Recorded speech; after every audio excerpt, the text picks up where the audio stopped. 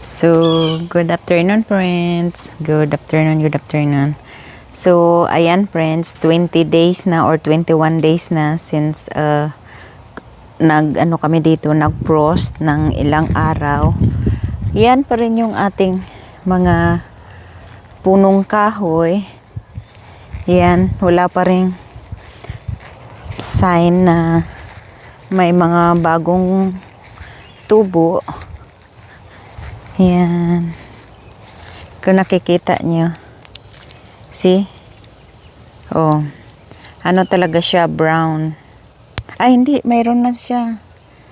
Ito. Ito yung ating Barbados cherries. Yung mga mangga lang wala pang sign. Ito rin. O, diba? Ang lalaki na nila. Kasi nga, sabi ko sa inyo, friends, first time talaga to sa loob ng 9 years ko dito. Ang garden natin, nag-umpisa na ulit ako magtanim-tanim, friends, ng mga vegetable. Kailangan ko magdilig.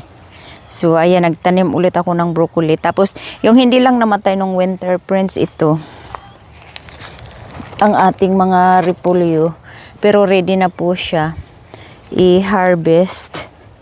Tapos, itong ano natin, chayote, hindi talaga friends, na mulaklak na sana yan. So, namatay siya. Pati itong ating mga kamatis yan. Tapos ito, ang ating sili na hindi natin na-harvest nung, kasi ilang araw friends, nag-frost, nag-ice sila ba, mga ice. Pero itong tinanim ko na, garlic, tsaka yung sibuyas, okay lang sila, friends. Pero itong ating mga mangga, ayan, ewan ko, diba, sayang ng kasi ang laki niya na, friends. 5 taon namin yung pa-6 na taon, hinintay na magkaganyan kasi every winter, yung mga nakaraan, hindi naman sila na ganito, as in first time to, friends, na super lamig. Kasi nag-24 kami. So usually, kung super lamig man dito sa amin, nasa 29 lang. Pero 2 to 3, lang yun, 1 to 2 days, 3 days lang yun. Hindi katulad ngayon na 10 araw. So, yan, February 29, 29, may 29, January 29 hanggang February 2, yun yung super lamig. Tapos nag-stay yun ng laging may frost every morning ng 10 araw. So, ang bayabas natin, friends, ito siya. Kung ano man yung mga sinasabi ko minsan kasi, ayan, sa tingin nyo ba, babalik pa yan, diba tropical nga po yung bayabas. O, saan ba dyan yung sign sa nagsasabi dyan sa akin na parang ang ui ko, yung sa comment na mabubuhay, may pahalir-halir pang nalalaman. Kasi magtatanim ba kami kung super lamig dito? Kasi sabi niya sa spring babalik daw. Mga tropical tong mga fruit namin, o diba? Na yung tsaka yan, may chance pa ba yan mabuhay? O yan, o diba? Saan dyan? O diba, nang away na ako. Yan. May sign pa ba na babalik yan yung langka natin? Na yan. Tapos kahit yung bougainvillea natin, friends, oh. So, maybe ang bougainvillea, dun sa pinakapuno, babalik yan. Ayun pa. Oh, ito yung mangga natin na super laki na. Yung madami tayong na-harvest dyan. Ang sa ilalim, hindi siya napuruhan. May natira pang bulaklak na isa ganon. Pero yan yung itsura niya. Ang malunggay ko, friends, di ba, ko pa lang sa Facebook ko na iba in Florida. Minsan kasi nagpo-post ako doon ng mga picture. So, ito siya. Pinagyabang-yabang ko pa yun na kulang na lang yung kapitbahay na manghingi kasi sa amin sa probinsya sa Masbate. Kalbo yung aming mga malunggay dahil ang kapitbahay ba laging nanghihingi. So, hindi ko pa rin na friends, yung ating ubi dito. Ayan, lumabas na. Hindi ko pa siya nahuhukay ang mga ubi natin dito sa side na to. Ito pa puno yan ng ubi. Meron yan dyan. So, huhukayin ko pa. Wow, tamad pa ako friends. Ito yung jabuticaba ni Shannon. Rabbit tumakbo. Yung mga dragon fruit natin, ewan ko kung babalik yan sila. So, yung ano nga to siya? Kalamansi namin, friends, yan, okay lang, hindi siya nagano. So, ayan, kung nakikita nyo yung mangga na yan, never na nagkaganyan ang itsura niyan, friends, nung mga nakaraang winter. Kasi nga, tulad ng sabi ko sa inyo, ilang araw lang yung pinakamalamig sa amin. So, hindi katulad ng mga 10 days. So, yan yung itsura niya sa ngayon, friends. Oh, crunchy-crunchyhan. Pero we're still hoping na babalik sila kasi super laki na naman din nila, friends, dito. Oh. Pero kung babalik man yan sila, friends, aabutin na naman yan ng 2 to 3 years bago makarecover sa mga ganito. Or ganyan, oh, tingnan mo. See? Saan ba dyan yung sign? O, diba? Nangiinis kasi yung sa comment nung post ko. Yung kalamansi natin, okay lang. Ayun pa, more langka natin. Yan. Tapos yung mga atis, yung santol ko talagang wala yung pag-asa na kasi ayaw talaga niya nila sa cold. Tapos ito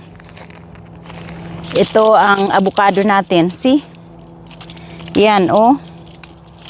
Yan. Oh, kita nyo? Brown na talaga. Tapos yung isang mangga na malaki na rin yan. Yan. Brown na brown din siya. Ito pa. Ang ano natin. Achachairo yan, friends. Achachairo. Pero itong ating pomegranate, friends.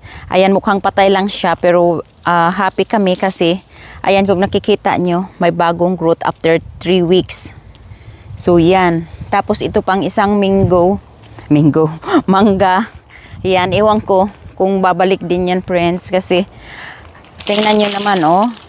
Oh, see? Brown na brown yung mga dahon. Pero, umaasa kami na galing dyan sa pinakapuno niya. Dahil malalaki naman sila, baka may bumalik ba. Kasi kung titingnan nyo, ewan ko, walang green. Brown din siya. Pero ito, ang pickering, kasi super liit niya pa, friends. Parang wala na talagang pag-asa. Yan. Kasi kakatanim lang namin ito last year. See? Ayan, oh. Brown na talaga siya. Kasi ito, malunggay ko na isa. Yung mga nyug namin, see, kung nakikita nyo, brown din. But still, we're still hoping na babalik yan kasi malalaki na naman sila. And there's more there. At kung nakikita nyo pa, malunggay natin. See? But also, again, I'm still hoping kasi kita nyo naman kung gano'ng kalalaki yung malunggay ko, puputulin ko na lang yan. Kasi baka sakaling bumalik pa sila. Pero hindi ako masyado nalungkot sa malunggay dahil mabilis lang palakihin yung malunggay, friends. Mabilis lang pa tubuin ba.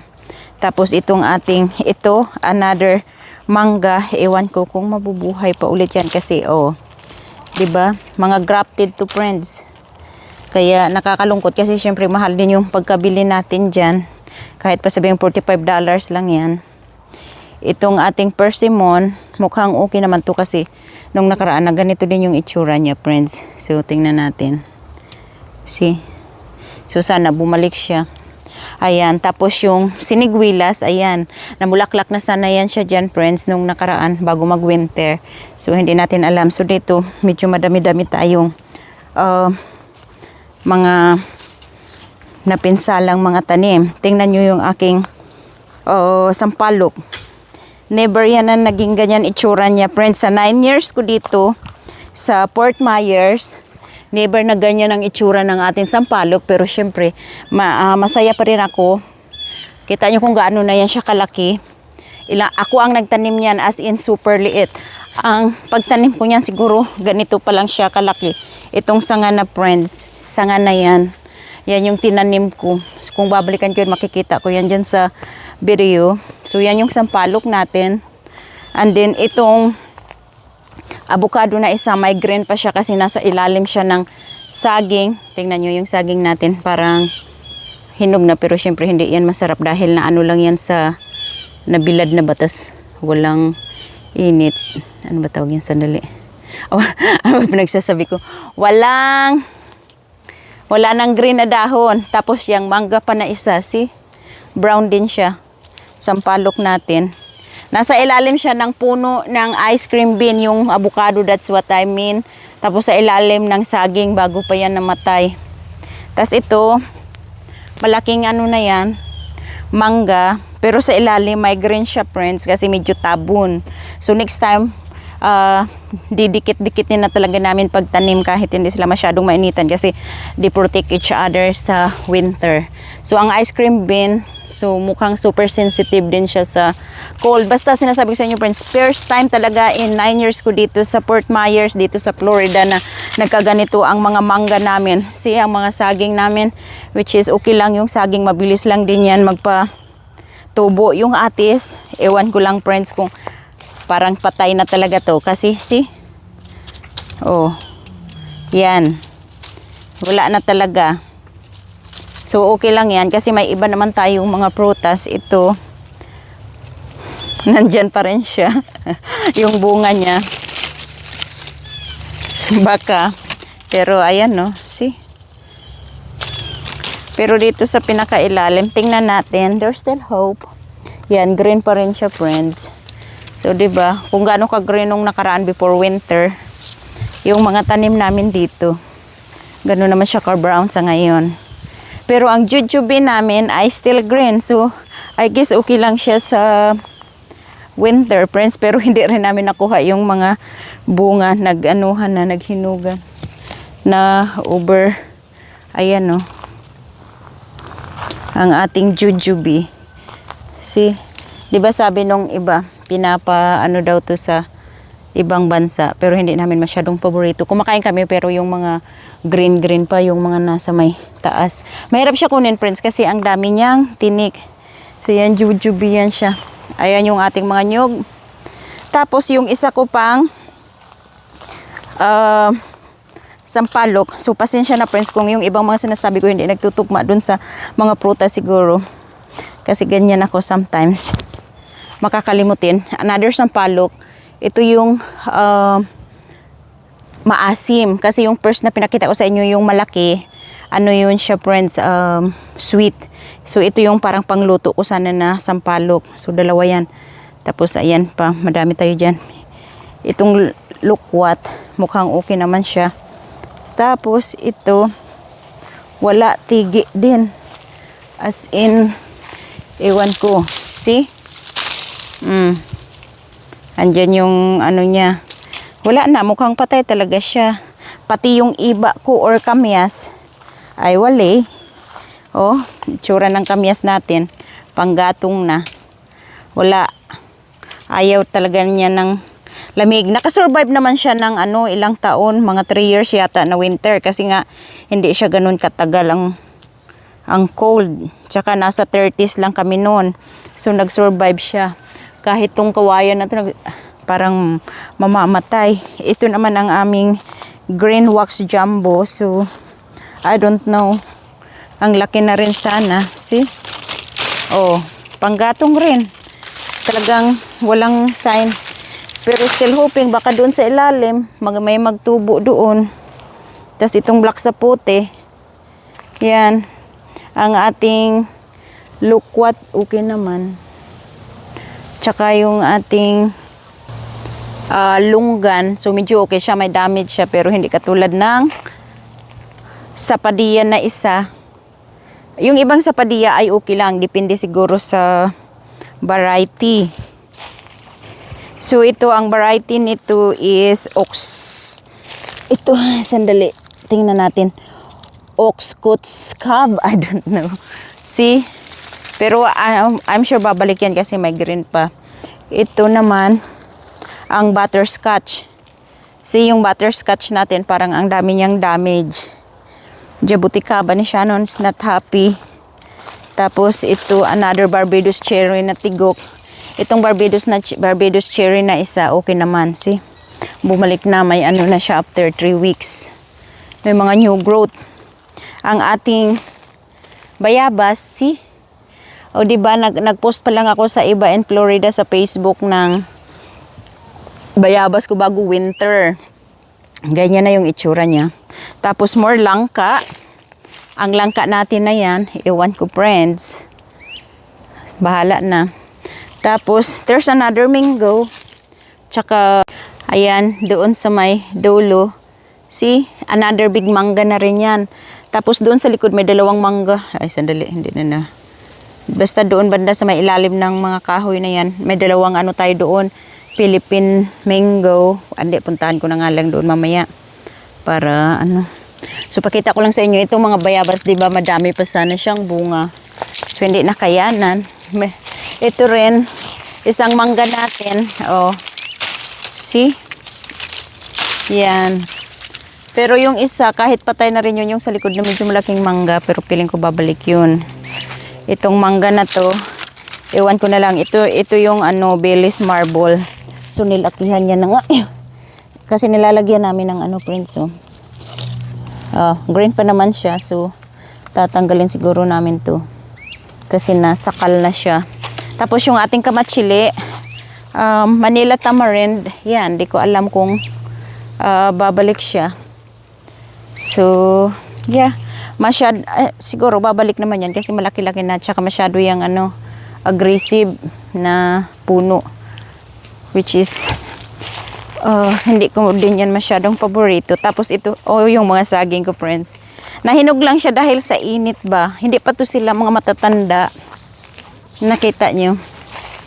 Ang mga manok natin. See? Ipaano ko na lang yan kay Shannon para makain siya ng, ng manok. Kasi ayan, hinog na. See? Ayun pa may isa. Hinog na rin. Kasi maliliit pa.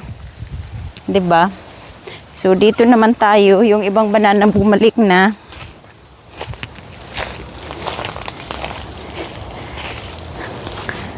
Ayan, isang nyug. More fruit trees. Tapos atis natin. Ayan, ito yung sinasabi kong isang mangga. So ito sana na nyug, friends. Nagbulaklak na yan siya. So hintayin na lang natin. Kasi brown na siya sa ngayon. Itong sapadilla na to, or chico, green naman siya. Tapos yung achuete ko, friend, ayan. Pero may green pa sa ilalim, so babalik yan. So yung lychee, medyo may damage lang sila. Tsaka itong lunggan, pero babalik yan. Tsaka itong ating mga mulberry, walang problema yan. Itong ating atis, dalawa yung lychee natin dito. Ito okay lang. Yan, ibang variety, so medyo sensitive din siguro siya sa cold. Tapos ito, ang daming bunga nito nung nakaraan. Nung pag-umpisa pa lang ng cold, nangahulog na siguro. Nagkakandahulugan sila, friends. Yan, ito na itsura nila ngayon ng ating star fruit. Star fruit or balingbin. Tapos, ang ating sigwilas. Kung nakikita nyo, ang laki-laki na ng sigwilas niya. Ayan yung puno. See? Ewan ko. Tingnan natin. Baka babalik. Oh, green pa naman siya. More mulberry here. Okay lang sa mulberry. Hindi tayo masyadong malungkot dyan. Doon ako masyadong nalulungkot sa mga malalaking puno na, friends. Kasi kung magtatanim kami, magwi-wait na naman kami ng mga 6 years. O, di ba nung nakaraan, super daming bunga nitong balingbin din na to. Pero okay lang kasi may green pa sa ilalim. Ang ating aratilis, iwan ko kung babalik yan. Kasi super tropical, ano yan. Tapos, ito yung kinalulungkot ko. Tinakpan pa namin to. Tinabunan namin ang kaimito kasi ang bunga niya, friends, meron na siyang kasing laki ng golf balls. So, iwan ko. Parang brown talaga siya, friends, kasi one time nung medyo malamig din talaga na matay yung sa ano niya sa taas. Tapos bagong tubo na yan, friends. Mukhang patay din tong ating isang tawag nito star fruit. See? Which is, yeah. Ito yung mas nalulungkot ako kasi sabi ko makakatikim na ako ng anong tawag yan? Kaimito. Pero wala. So, ayan, kawayan dito na side. Ito yung mga maliliit namin na tanim. Yan, mga anunas din to, friends. Pero usually ang anunas nagaganito, pero yan, wala. Brown talaga siya. So, andun yung aming mga mangga, 1, 2, 3. Tapos yung sa likod, 2. Siyempre, mga papaya natin, wala din. Yan. Tapos yung, kunti ka lang kasi yung inano namin sa greenhouse. Hindi kami masyadong talagang nag-save ng mga plants kasi useless din. Super lamig talaga. Yan. So, yan yung mga itsura. Fruit din natin yun.